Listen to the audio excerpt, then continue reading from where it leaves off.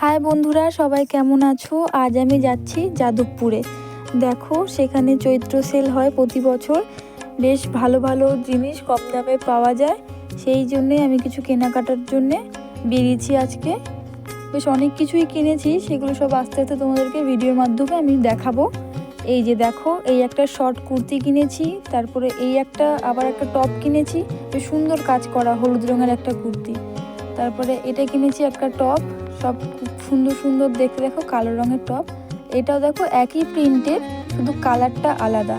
এটাও একটা টপ, পুরো পিওর কটনের সবগুলো। এটাও একটা হাত কাটাই একটা কুর্তি, এটা লং, এটাও কটনের, সব কটাই পিওর কটনের কুর্তি। এটাও একটা কটনের প্লাজো প্যান্ট।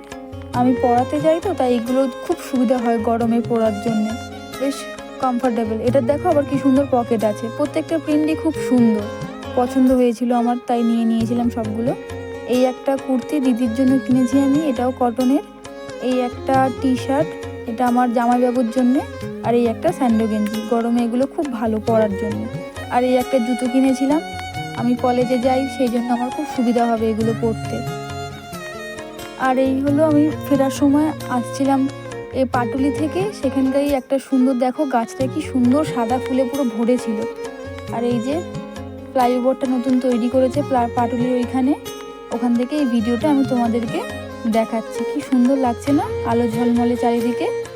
টাটা, আবার পরে একটা ভালো ভিডিও নিয়ে তোমাদের সাথে দেখা হবে।